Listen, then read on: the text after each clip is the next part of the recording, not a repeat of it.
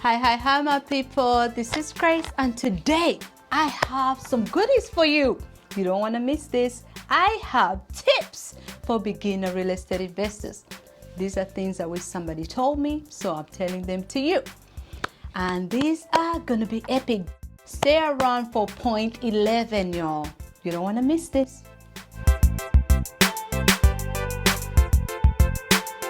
Point 1. It's about mindset. Everything starts up here. Then start on paper, it starts up in the mind. Think about it. What does it mean to be an investor? Are you an investor? Have you considered yourself an investor, or are you still thinking about it? An investor is actually somebody who dedicates an asset to attain growth over a period of time. So, are you the kind of person who is risk averse? You don't like risk?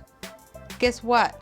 You might not be an investor then, because this field, you have to think like an investor thinks. You're an investor, right?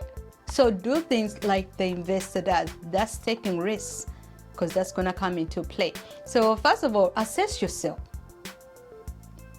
How do you tolerate risks? When opportunities are presented to you, how do you react? Do you always shy away from opportunities? Because if you do, then you might have to change that mindset into a growth mindset before you become an investor. All right. So point number 2, you need to start already. I say this because so many times I've seen so many people who take so much time waiting. I can tell you, okay, if you didn't start 20 years ago, guess what? The next best time is today. Like they say, the best time to plant a tree was 20 years ago, but guess what? Today is the next best time.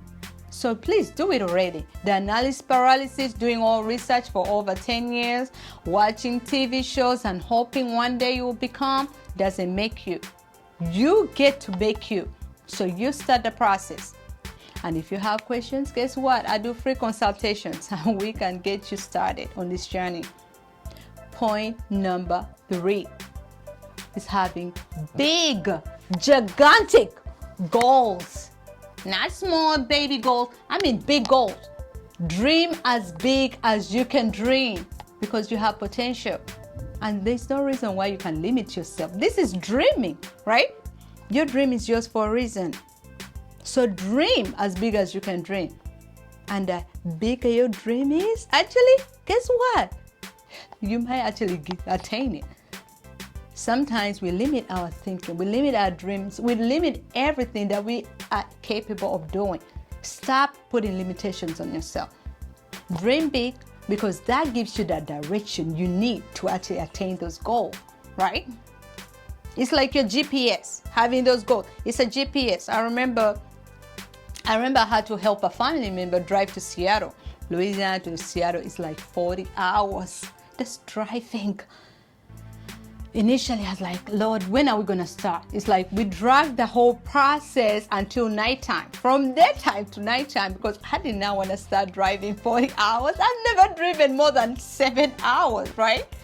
So I was like, what am I going to do? What am I going to do? And they only had me to help them. I set a time and we started driving. We started driving at midnight. So we started on our journey. In the first thing in the morning, we took a break. And we took like about a 2-hour break.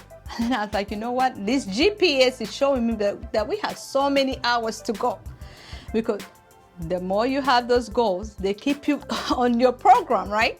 So it's like, it keeps you on a target. So our target was to get to Seattle, and our GPS helped us get to Seattle, but we had to follow that GPS, and that's your goals. So you can set short-term goals while you're working on the long-term goals, but you have to have goals.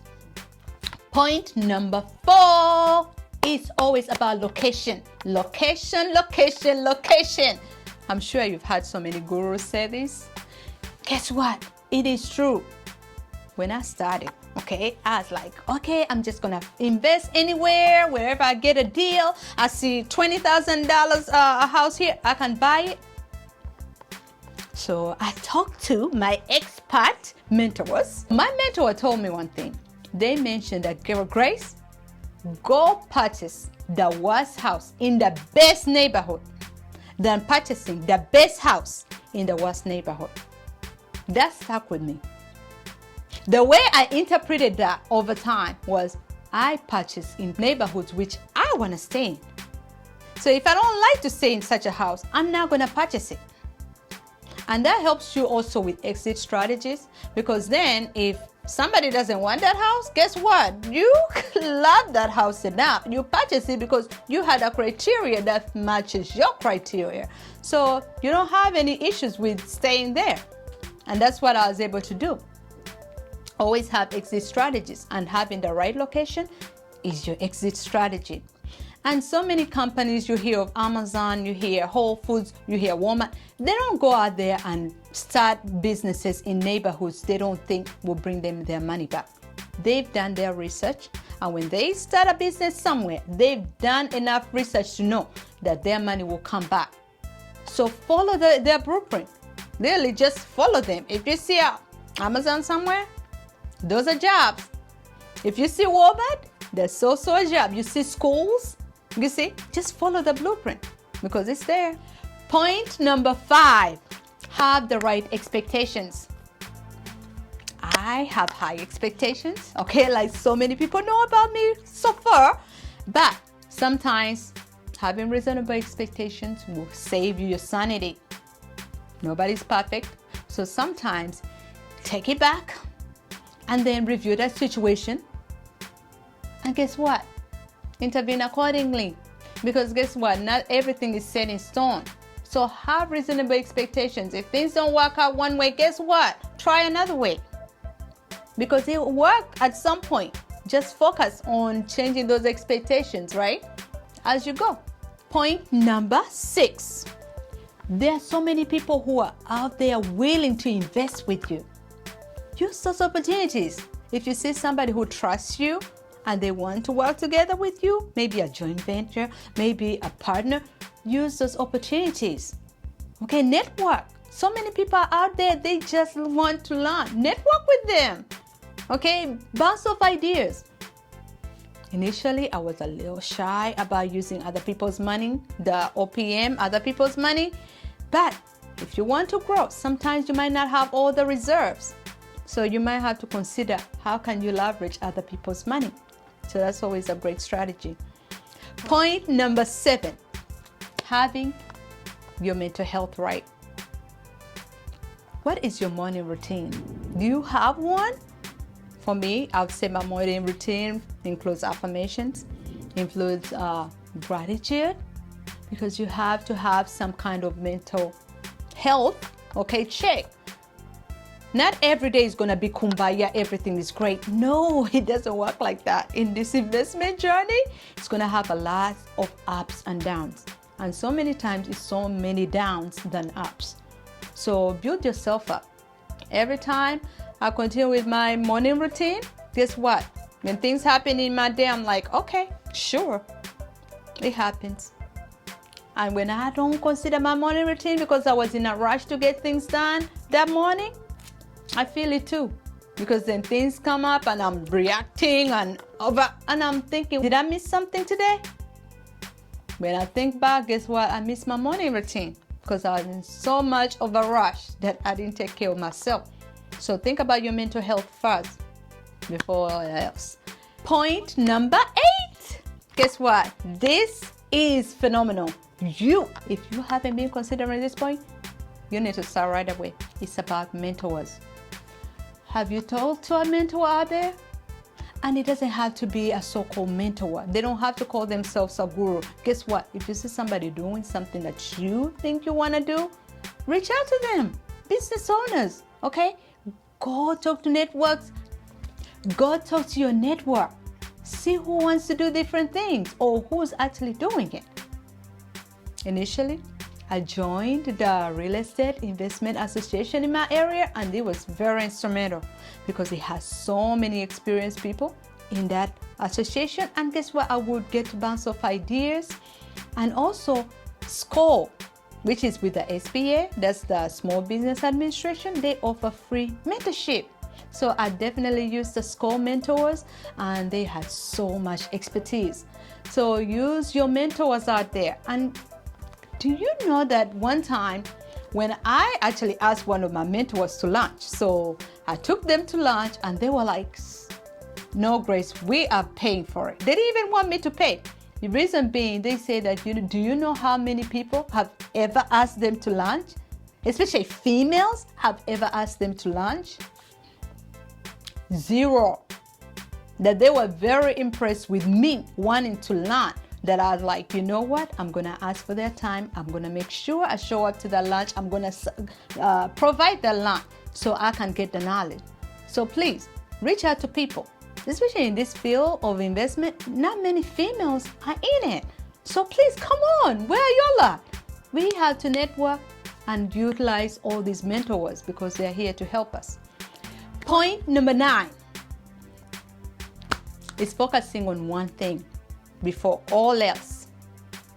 When you make those goals, what is the one thing that you need to focus on right now? Your short-term goal right now. There's so many shiny objects, right? You hear about short-term rentals, you hear about flips, you hear about long-term rentals, you hear about commercial, residential. Everything is so blah, blah, blah, and so shiny. Problem is, most times, if you don't focus on one thing, you won't be able to attain any of that or even succeed at it. So focus on one thing. I read a book by Gary Keller called The One Thing. And in that book, it helped me actually understand what was my one thing. My one thing is I love long-term rentals. When I put somebody in a property, guess what? It's less maintenance, it's less headaches, it's just the back and forth, okay, turnovers. I don't like turnovers. So long as I screen my tenants right, I've done my job, and that person can stay there as long as they want, so long as they're paying. That's what I like. So I focus on my one thing. Have I done short-term rentals since then? No. I'm still in my long-term rentals. Have I done commercials yet? No. I'm still in residential. So I'm still focusing on my niche. And as soon as I feel like I'm ready to venture out to the next niche, guess what? I'll definitely do that. Point number 10 is you need to stay in your own lane. Yes, I mean you need to stay in your lane. And what do I mean by stay in your own lane? Focus on things you love doing and delegate the rest. Okay? I mean, what is that one thing? We just talked about one thing. What is that one thing that you love doing? I like managing, right? Do I like to do the repairs? No. So guess what? Since I hate the repair part of it, I'll delegate that. The other things that I don't mind doing, guess what? I'm still doing, and I'm going to delegate. Okay? And I mean, don't mind doing, such as like communicating with tenants, right? Guess what? I'm still doing, but I'm definitely going to delegate that. Because then, if I don't mind doing it now, guess what? I have potential to delegate it later. But focus on the things you love and enjoy, and delegate the rest. Number 11, which is a bonus tip, y'all. Guess what? Your value is not tied in your portfolio. And you're going to hear me say this again. Your value is not tied to your portfolio. You go to so many gurus out there, and hear many seminars where people are like, I have 1,000 units. And then people are like, 100 units in like less than a year, right? Guess what? Your value, you might have one property right now. Your value is not tied in your property. So whatever the other gurus are saying and everybody else, what they're doing, guess what? Focus on your own lane. Focus on your strategy. And I used to think, okay, what's wrong with these people who have 100 units? They've been doing this for so long. And then the other people have 1,000 units. What's wrong with that? Then I had to realize maybe they're doing something that the 1,000 unit people don't know about. Because these people have been in the game for a long time. They paid off those properties. All this money is coming into their pockets, right? So think about that. How much debt are you trying to leverage? Are you trying to leverage on those properties and continue being in debt? Or are you going to pay off some properties? So it's up to whatever strategy you prefer. I'd rather have some control in ownership. So most of those Units, sometimes you don't have a lot of ownership in it. I'd rather have a lot of ownership in the units I manage. But I hope you learned some great tips in this. Thank you for watching, and I hope you stick around for the next video because it's going to be epic. And until next time, I hope you stay blessed.